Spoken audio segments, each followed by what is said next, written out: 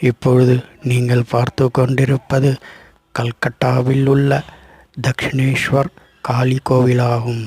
பாருங்கள், எல்லோரும் அவர்களுடைய நேர்த்திக்கடனை செலுத்திக் கொண்டிருக்கிறார்கள்.